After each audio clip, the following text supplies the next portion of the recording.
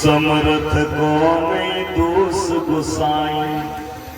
सामर्थवान व्यक्ति वो होता है जिसमें कोई दोष नहीं होता, और जिस व्यक्ति में दोष होता है वो कभी सामर्थवान नहीं हो सकता।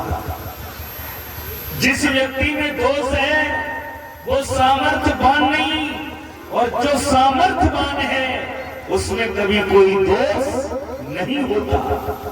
इसलिए कृष्ण है वो सामर्थवान है, और उन प्रभु के अंदर कोई भी दोष नहीं। बोलिए गोविंद भगवान की।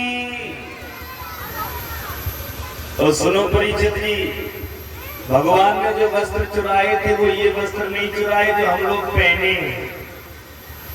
एक संत जी ने, एक स्वामी जी ने हमसे कहा, बेटा कन्हैया ने ये वाले वस्त्र नहीं चुराए थे जो हम लोग पहने बैठे हैं। मैंने कहा बाबा जी फिर कौन से चुराए? उन बाबा जी ने बड़ी अच्छी कथा कही। संत जी ने कहा, बेटा भगवान ने अविद्या रूपी चीर का हरण किया था। मैंने कहा ये अविद्या क्या होती है? अविद्या कहते हैं अंधकार को, अविद्या कहते हैं अज्ञान को। जब तक जीव के ऊपर अज्ञान रूपी चीर पड़ा होता है तब तक भगवान से साक्षात्कार नहीं हो सकता, और जिस दिन वो अज्ञान रूपी पर्दा हट जाता है हमारे नेत्रों से, जब अविद्या रूपी चश्मा हट जाता है तो फिर कण कण में भगवान का साक्षात्कार हो जाता है।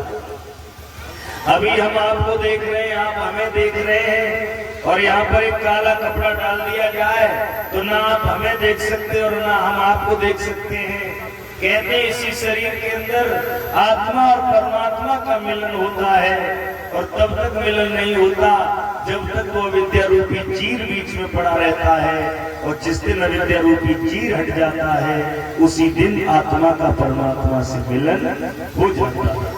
तो कन्हैया ने जो चीर हरण किया था वो अविद्या रूपी चीर का हरण किया था, ये वस्त्र नहीं चुराया। तो समझ में आई कथा नहीं आई? कहते कन्हैया ने चीर चुरा ली।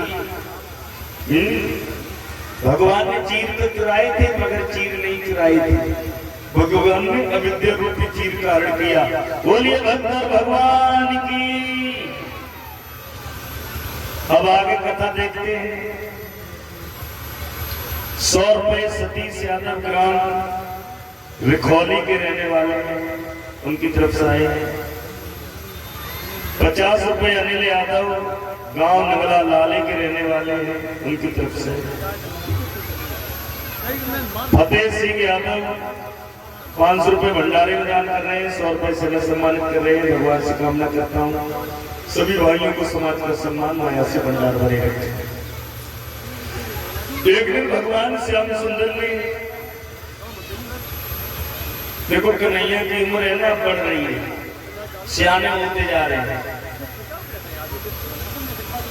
एक दिन श्याम सुंदर जब गंगा चलाने के लिए चले गए, श्याम सुंदर का सितारा चमचंद हो रहा और इधर कंस का जो सितारा है वो मंद पड़ रहा, धीमा पड़ रहा।